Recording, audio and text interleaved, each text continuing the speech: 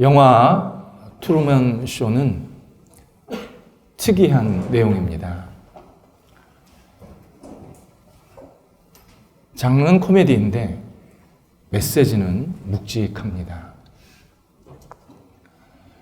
어떤 관람객은 이 영화를 보고 난 후에 재미있다라고 하지를 않고 소름을 끼쳤다. 그리고 나 자신을 깊게 돌아보는 시간을 가졌다라고 감상평을 올리기도 했습니다. 20년 전에 올린 영화지만 지금 상영해도 조금 더 어색하지 않은 주제입니다. 주인공은 방송국 세트장에서 태어나서 세트장에서 성장합니다. 그의 학창시절, 성인시절 모두 인위적인 환경이었고 그의 아내 그리고 여러 동료들, 친구들은 모두 연기자입니다. 하지만 이 주인공은 자신이 살고 있는 현실이 진짜라고 굳게 믿고 있고 자기는 여기가 너무 좋다라고 생각을 합니다. 반면 주인공을 뺀 모든 사람들은 이건 가짜 현실이다. 그리고 우리는 연기를 하다가 싹 빠져나가고 출연료만 받으면 된다. 이런 생각을 분명히 가지고 있습니다. 영화 내내 가짜 현실을 믿고 사는 잘못된 이 주인공의 믿음과 진짜 현실을 잘 알고 있는 명확한 믿음을 가진 이 주변 인물들 간의 묘한 갈등을 계속 보여줍니다. 이 영화 감독은 주인공의 현실은 분명히 허구이지만 적어도 주인공에게는 너무나 진지한 현장이다.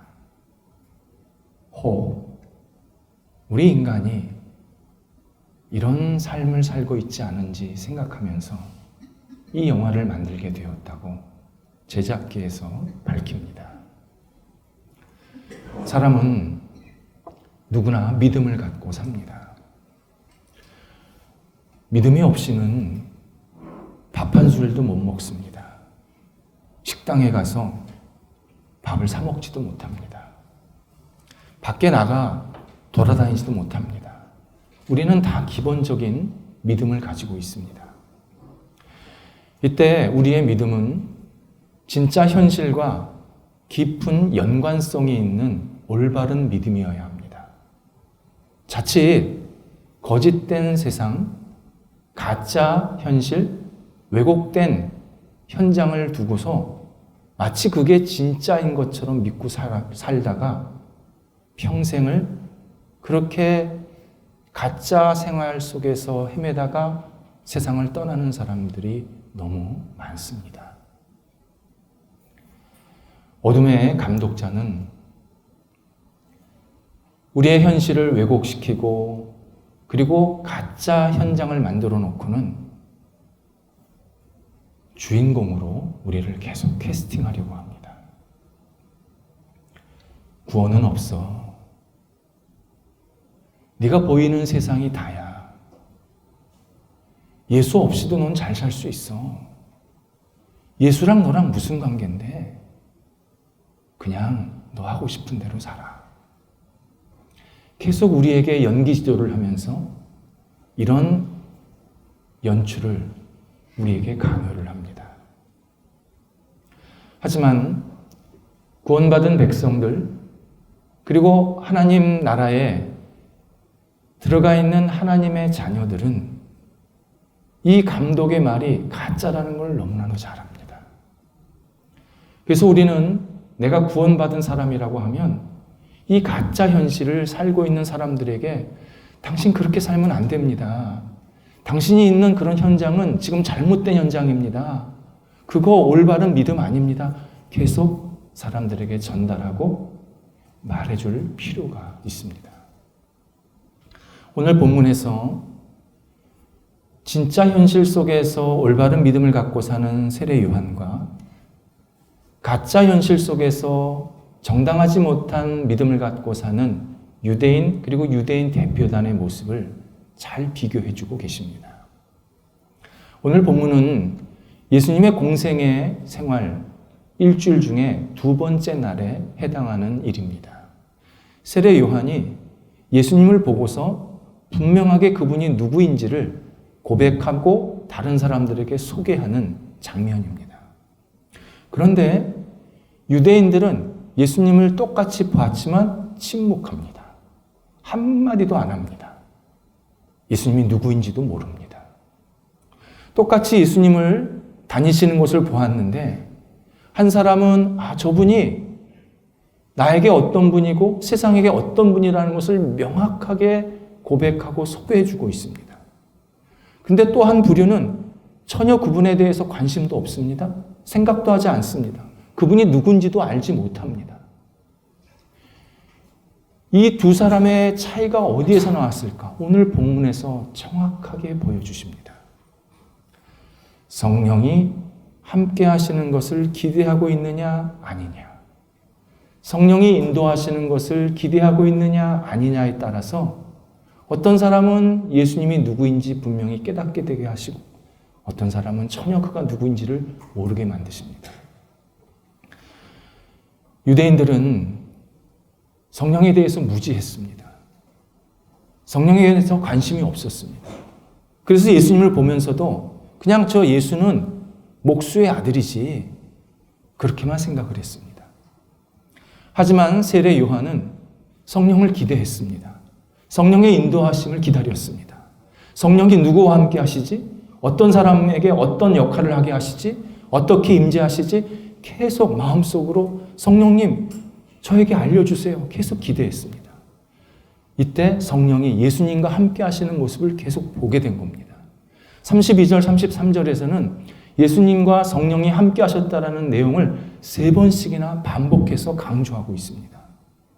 성령이 예수님과 함께 하고 있다는 것은 성령께서 예수님이 세상의 구원자라는 사실을 분명히 알려주셨다라는 의미입니다. 신앙인은 예수 그리스도 그리고 성령님과 함께하는 것을 늘 기대하고 기다려야 합니다. 특별히 성령님이 내 인생을 인도하시기를, 나를 도와주시기를 간절히 기도하는 생활을, 기다리는 생활을 당연히 해야 합니다. 성령은 보이지 않으니까 난 잘 모르겠어. 성령은 나랑 관계가 없는 분이야. 만약 이렇게 생각을 하게 되면 그분의 삶은 자기가 능력 있게 잘 산다고 생각하지만 실제로 무능한 것을 계속 발견하게 만드십니다. 본인은 지혜롭게 어떤 역할을 하고 일을 했다고 생각을 하지만 무지의 극치의 결과들을 계속 보게 하십니다. 무엇보다도 성령의 인도하심, 성령의 도우심을 구하지 않으면 내가 한 일이 늘 내가 생각한 것보다 다른 엉뚱한 방향으로 결과가 생기는 것을 계속 목도하게 하십니다. 물론 성령의 인도하심을 받은 사람도 내가 한 일의 결과가 내가 생각대로 나오지 않을 때가 많습니다. 그때는 성령께서 나를 잘 하시고 나를 선하게 인도하셨구나, 더 좋은 결과를 주셨구나, 이것을 기쁘게 받아들이고 수긍합니다. 그래서 하나님께 감사하는 생활을 계속하게 만드십니다.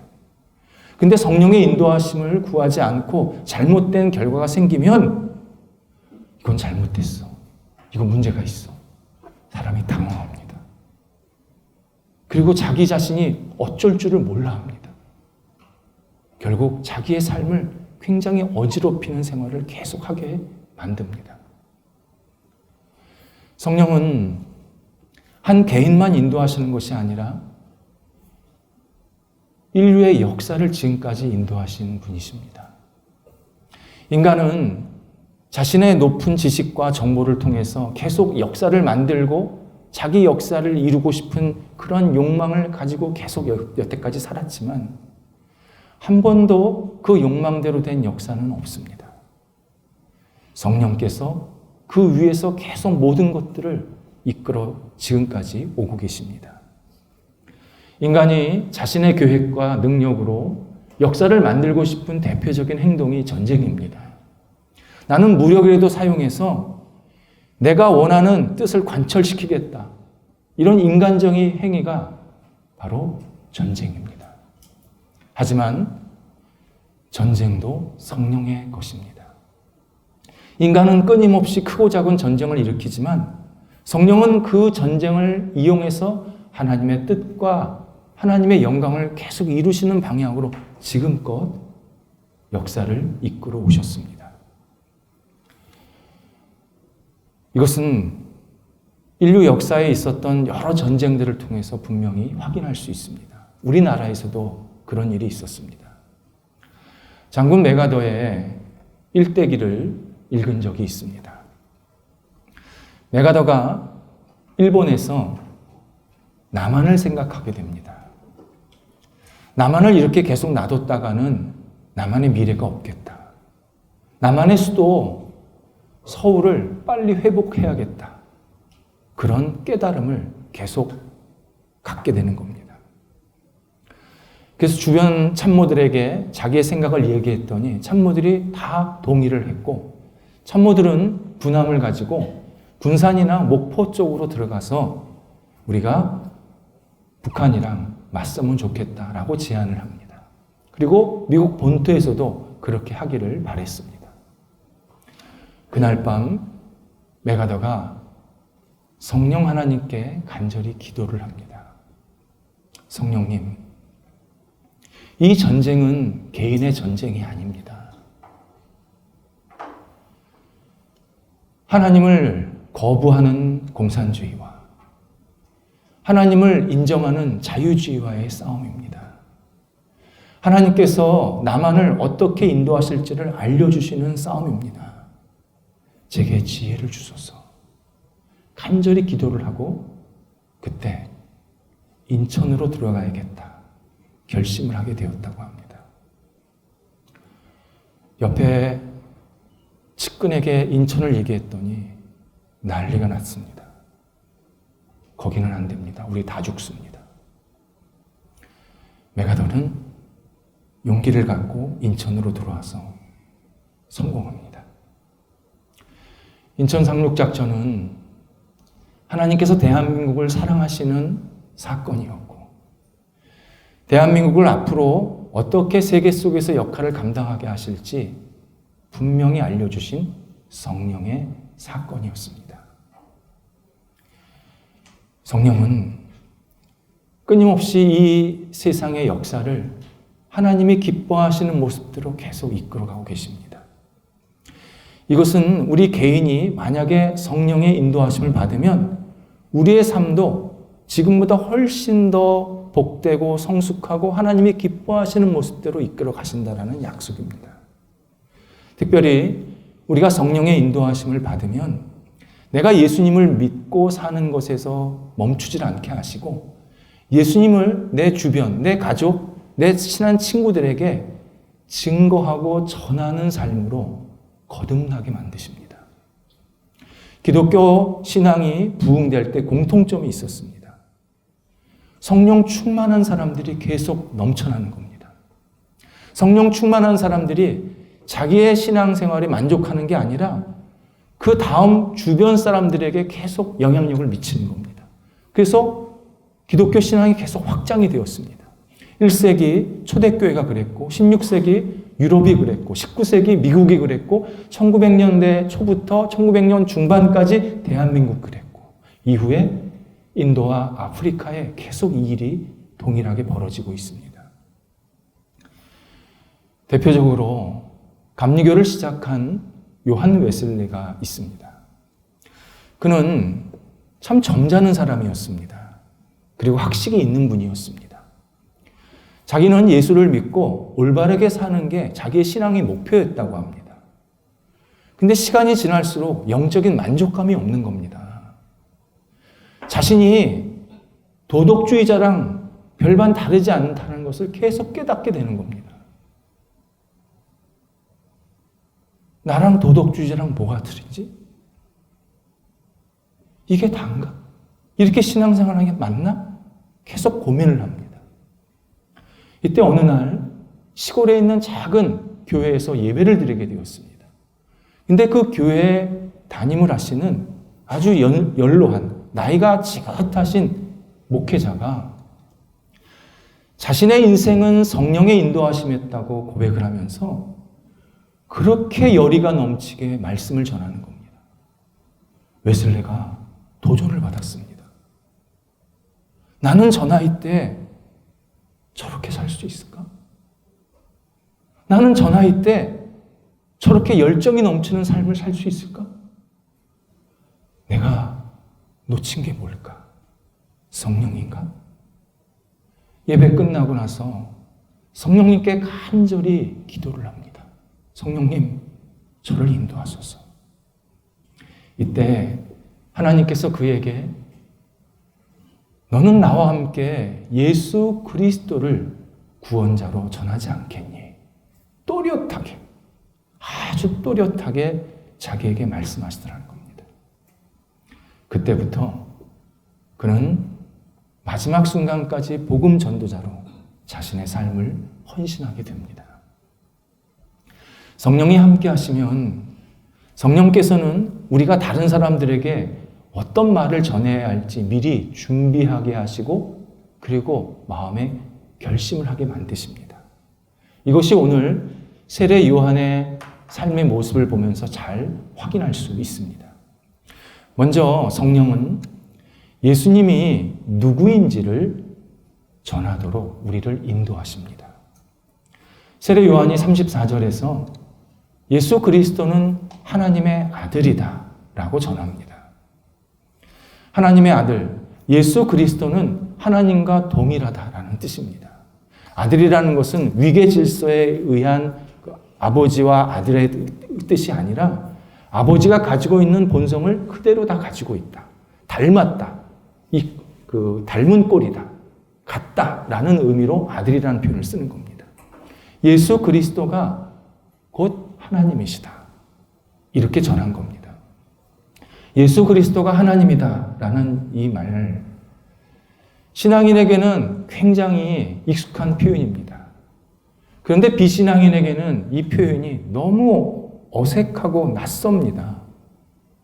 예수님께서 이 땅에 태어나신 날이 있는데 인간으로서 분명히 태어나셔서 우리는 성탄절을 지키고 있는데 그렇다면 사람이 하나님이 될 수 있다는 거냐? 하나님이 인간이 됐다는 거냐?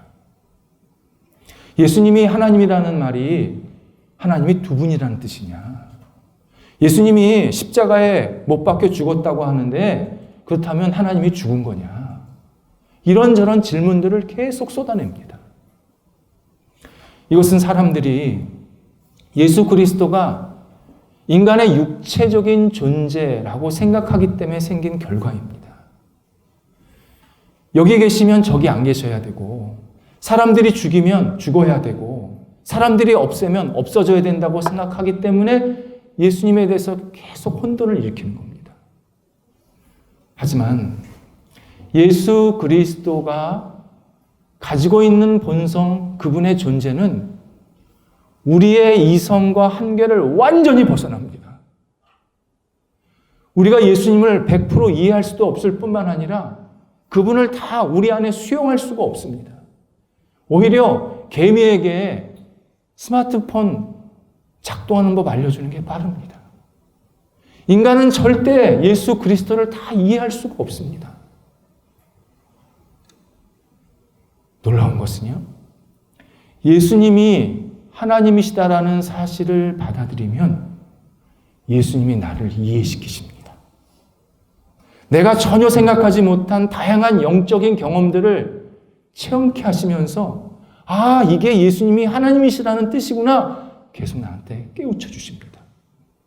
따라서 신앙인들은 다른 사람에게 예수님을 얘기할 때 예수님을 분석적으로 논리적으로 막 설명할 그런 것을 하기 전에 예수님이 구원자십니다. 예수님이 하나님이십니다. 예수님이 당신을 위해서 이 땅에 찾아오셨습니다. 이 진실을 담백하게 전해야 합니다. 이 예수님을 받아들이면 그의 삶이 완전히 변합니다. 완전히 새로운 깨달음을 갖게 되고, 이래서 예수를 믿게 되는구나.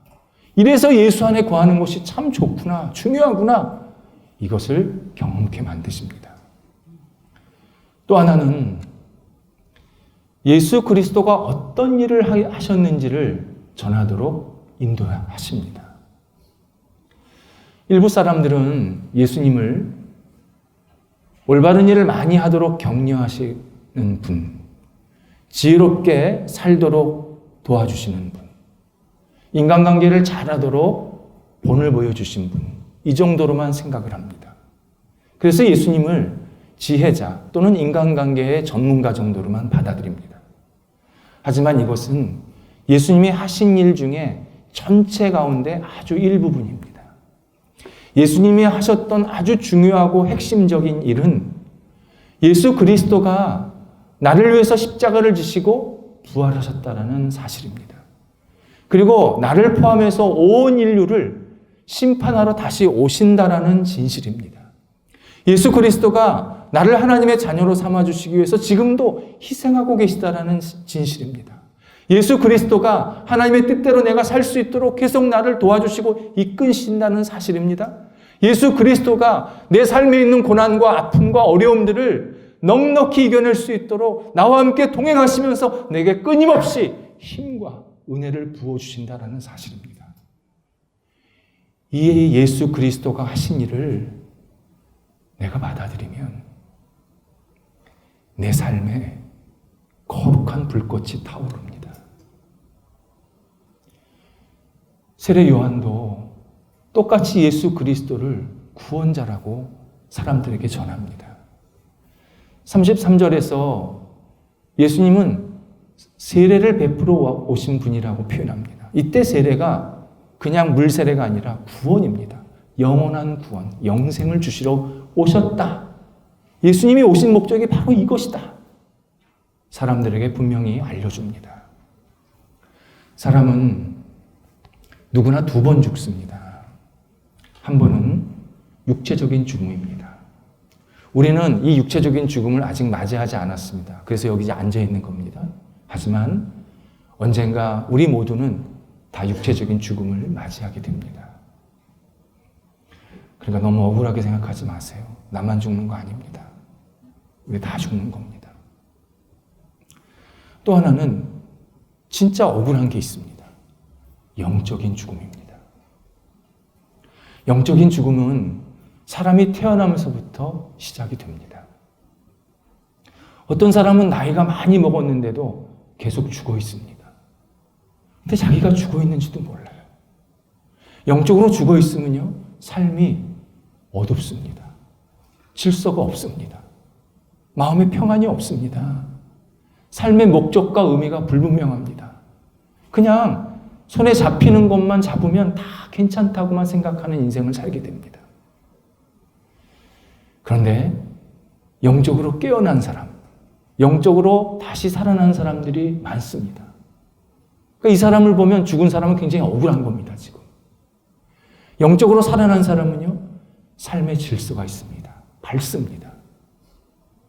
고난이 없다, 어려움이 없다, 그런 의미가 아닙니다. 그러한 어려움과 고난 속에서도 내 삶이 흐트러지지가 않습니다. 다시 일어납니다. 삶의 의미와 목적이 분명합니다. 그리고 내 삶에 기쁨이 있습니다. 바로 이 영적으로 다시 살아나는 것, 영적으로 깨일 수 있는 것은 예수 그리스도가 나를 위해서 하신 일을 그대로 받아들인 사람, 예수 그리스도가 나를 살리시기 위해서, 나에게 소망을 주시기 위해서, 나에게 삶의 희망과 용기를 주시기 위해서 계속 나와 함께 하신 것을 그냥 받아들인 사람, 그 사람에게 이러한 영적인 새로운 시작, 새 생명이 우리에게 출발하게 만드십니다. 또 하나가, 성령님은 예수님이 나에게 어떤 분인가, 예수님이 나와 어떤 관계인가를 고백하도록 인도하십니다. 세례 요한은 29절에서 예수 그리스도를 하나님의 어린 양이라고 고백합니다. 하나님의 어린 양. 신약성경 전체에서요, 세례 요한만이 고백하는 신앙 고백입니다. 이 당시 유대인들은 하나님께 예배 드릴 때 양을 드려서 예배했습니다. 예배 드릴 때 자신의 죄를 용서받아야 했는데, 그러려면 자신이 죄를 지었기 때문에 내가 죽어야 했습니다. 근데 예배 드릴 때마다 죽을 수가 없는 거 아닙니까? 예배 드리고 와서 내가 죽는다는 것은 이게 전혀 안 맞는 이야기 아닙니까? 그러니까 하나님께서 너 대신에 깨끗한 양을 잡아서 나한테 주면 내가 너의 죄를 용서해 주시겠다. 그렇게 말씀하신 겁니다. 그런데 양을 잡아서 드리는 예배가 말처럼 단순하고 쉽지 않습니다. 그러다 보니까 이 당시 유대인들이 예배를 잘 안 드리는 겁니다. 형식적으로 예배가 되는 겁니다. 또 한 마리 그냥 잡아서 죽이면 되겠다. 이렇게 아무 생각 없이 드리게 되는 겁니다. 이때 세례 요한이 이 땅에 오신 예수 그리스도를 보면서 저분이 내 죄 그리고 인류의 죄를 단번에 완벽하게 해결하시는 하나님의 어린 양이구나. 하나님이 기뻐하시는 양이시구나. 유일한 화목제물이구나. 내가 저분을 의지하고 저분을 따르면 하나님께서 내 죄를 용서해 주시겠구나. 그렇게 약속하시는구나. 하나님의 어린 양이라고 신앙을 고백하게 됩니다.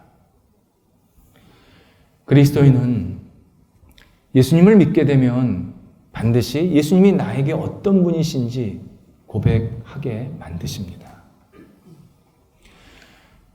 얼마 전에 우리 청년들이랑 성경 공부를 하면서 예수님이 우리 청년에게는 어떤 분입니까? 물었더니 한 청년이 예수님은 나의 친구십니다. 이런 멋진 답을 하는 겁니다. 세상의 친구는 시간이 흘러갈수록 없어집니다. 그리고 서로의 유익에 따라서 친구 관계가 변질이 됩니다. 오늘의 친구가 내일의 마음에 들지 않는 반대편이 되기도 하고, 또 좋았던 친구가 어떤 일 때문에 서로 틀어져서 말 한마디도 안 하는 이러한 관계들이 우리 일상생활에는 참 많이 생깁니다.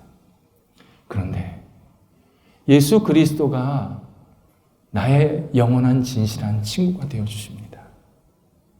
내 마음을 다 아시고 나를 받아주시고, 내가 힘들고 어려울 때 나와 늘 동행하시면서 내가 잘 이겨낼 수 있도록 내 손을 붙잡아 주시는 진실한 친구가 예수 그리스도입니다.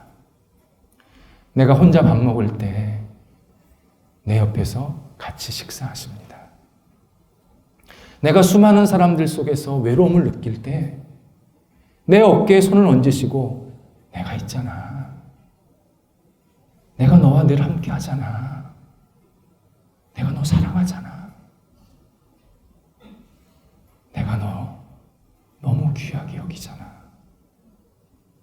우리에게 계속 사랑의 교제를 예수님께서 해주십니다.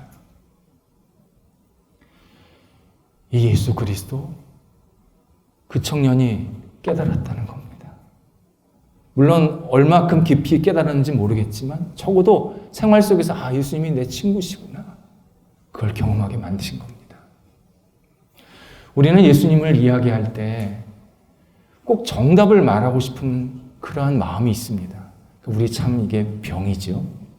뭘 하면 꼭 정답을 콕 집어서 예수님은 나한테 이런 분입니다. 그런데요, 예수님이 나한테 어떤 분이라는 건 정답 없습니다. 사람마다 다 다르게 예수님께서 다가가셨고 그와 함께 하셨기 때문에 그냥 내가 깨달은 것, 내가 경험한 것을 고백하기만 하면 됩니다. 이때 예수님을 믿으려고 할 때 분명한 한 가지의 고백은 있어야 합니다. 마가복음 16장 16절에서 예수님께서 믿음이 너희를 정죄하지 않게 하리라 약속하십니다. 이 말씀은요, 알토란입니다. 마치 재판 전에 판사가 피의자를 불러서 당신이 이렇게 대답을 하면 당신은 무죄가 될 겁니다. 알려주는 것과 똑같습니다. 예수님은 우리가 영원한 형벌, 심판을 받지 않는 유일한 길로 당신을 진심으로 믿으라고 하십니다. 네가 나를 믿으면 너는 절대 심판받지 않는다. 영원한 형벌에 들어가지 않는다. 분명히 약속하십니다. 이때 믿음 앞에 서술어가 없습니다. 완벽한 믿음, 사람들이 존경할 만한 믿음, 어떤 능력이나 업적이나 도덕성이나 아니면 자격이나 조건이 있는 뭐가 갖춰져 있는 그런 믿음 이야기하시지를 않으셨습니다. 그냥 나를 믿으라는 겁니다. 진실되게 믿으라는 겁니다. 근데 이 믿음 안에는 하나 중요한 단어가 포함이 되어 있습니다. 의지하다입니다. 우리는 맹목적으로 믿는 것은 조심해야 합니다. 맹목적으로 믿는다는 것은 아무 생각 없이 습관적으로 믿는 믿음입니다. 나를 잘되게 해준다 그러면 예수님을 빼고 그 대상을 집어넣고 믿는 믿음입니다. 나는 예수님을 믿어야 되는데 예수님이 아닌 다른 인간이나 다른 물건이나 다른 대상이 나를 잘되게 해준다면 그걸 붙잡고 사는 게 그게 맹목적 믿음입니다. 이 맹목적 믿음은 사탄의 눈가리개입니다. 맹목적 믿음으로 믿음 생활하면요, 내가 어디로 가는지 모릅니다. 눈을 가렸으니까. 근데 가다 보면 낭떠러집니다. 절대 구원을 얻는 믿음이 아닙니다. 우리가 가져야 될 믿음은 예수 그리스도를 의지하는 믿음입니다. 예수님이 나를 너무 사랑하신다. 예수님이 나를 끝까지 인도하시고 책임지신다. 예수 그리스도가 나에게 하나님의 자녀가 되게 하시는 유일한 통로이다. 예수 그리스도가 나를 세상에서 가장 복되게 하고 은혜롭게 베푸시는 유일한 분이다. 이 사실을 의지하면서, 진심으로 의지하면서 믿는 일, 이것이 예수 그리스도를 믿는 사람의 모습입니다. 성령의 인도하심을 받는 사람은 예수님을 의지하며 믿게 하십니다. 성령의 인도하심을 받는 사람은 그 예수님을 사람들에게 당당하게 그리고 겸손하게 전하고 나누게 만드십니다. 성령의 인도하심을 받는 사람은 하나님이 기뻐하시는 믿음, 하나님께 영광되는 믿음을 계속 지속할 수 있도록 우리를 도우시고 새롭게 해주십니다. 기도하겠습니다. 하나님, 성령께서 저희의 믿음을 이끌어 주옵소서.